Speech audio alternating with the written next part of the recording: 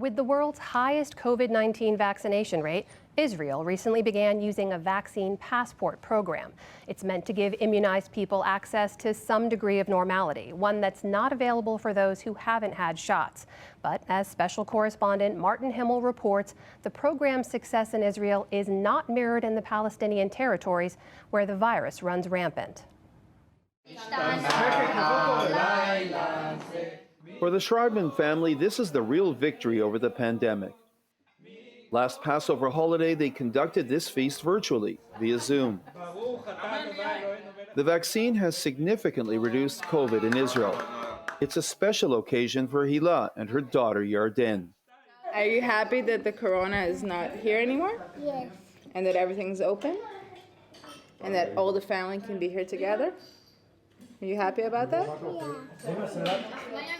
This is our first gathering for 13 months, and it's all because of the vaccine, which brought our life back together. Israel has the highest per capita COVID vaccination rate in the world.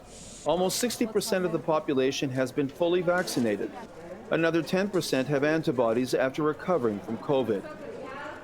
Yuli Edelstein is Israel's health minister. We do have fans in stadiums, we do have people praying in synagogues, we do have people sitting in restaurants and cafes, and the numbers are still low. It's definitely a vaccine success story.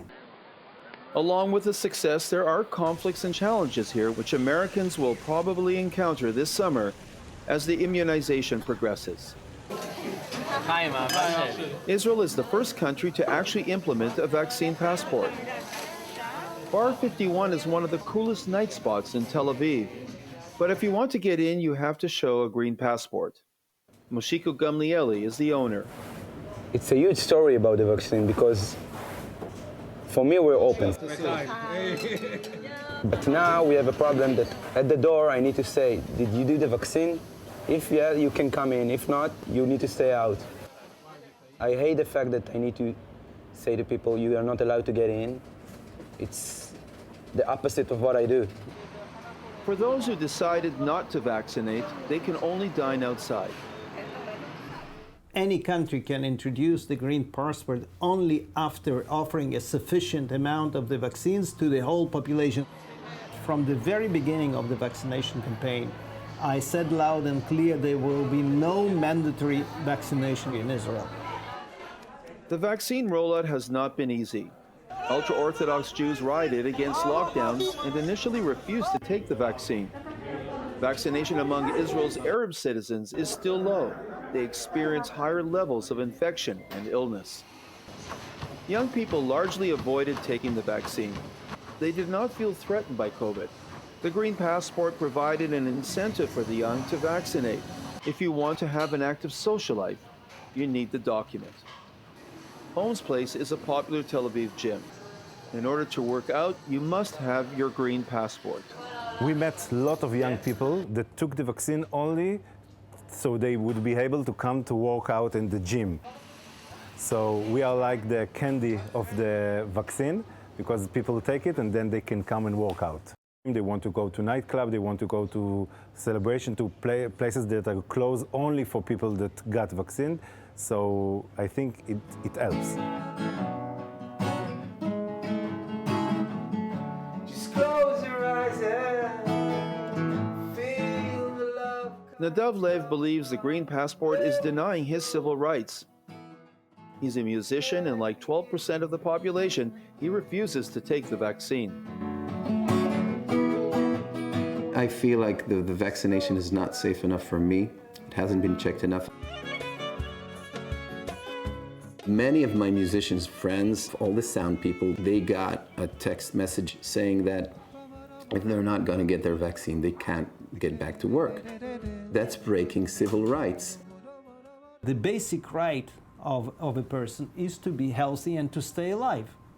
And so we were all the time managing this crisis, taking into consideration the fact that we have to stick to basic democratic rules and to fight the pandemic. Never easy, always a challenge, no textbook answer to any of these questions. I think we did okay. Israel's high-tech economy has reopened. People are resuming their lives. But just 30 miles east of here is the Palestinian West Bank. Social distancing is still enforced. The economy is at a standstill, and there's only a trickle of vaccines for the Palestinian population. Millions of Palestinians feel their rights are being violated by not being offered the vaccine from Israel. The Palestine Authority governs the semi-autonomous West Bank, while Islamic Hamas rules the Gaza Strip. There is a 21% COVID infection rate in the West Bank. Intensive care units are overflowing in what is now a third COVID wave. In Gaza, infections have spiked to over 1,000 new cases daily out of a Palestinian population of 2 million. There is also a severe vaccine shortage in Gaza. Omar Najjar is a senior official in the Palestinian Health Ministry. The situation is still very difficult due to that there is no immunization for our people. We are immunizing less than 3% of our people due to the shortage of the vaccinations. The occupation, according to international law, Israel is responsible for vaccination and to have the vaccines from them according to these rules. The Israeli government claims that according to the Oslo peace agreements, the Palestinian Authority is responsible for West Bank and Gaza public health. Palestinians have their health ministry and health minister, and they should have been thinking about vaccination half a year ago and 8 months ago. Nothing prevented them from doing that.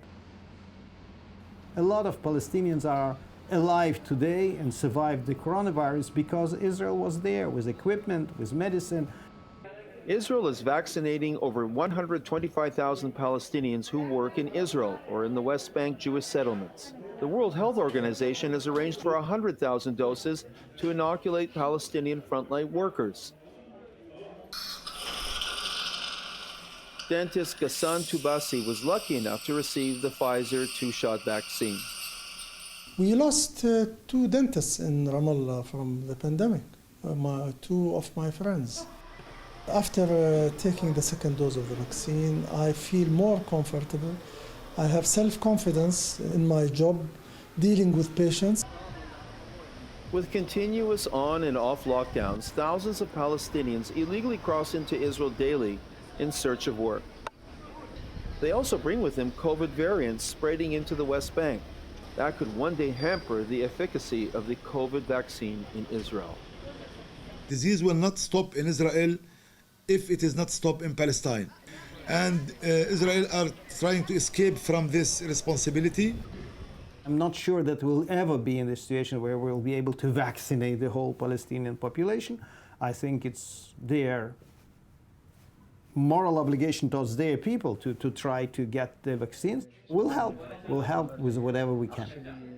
The vaccine has proven its worth, but it's not powerful enough to heal the political wounds between Palestinians and Israelis. For PBS NewsHour, this is Martin Himmel in Tel Aviv.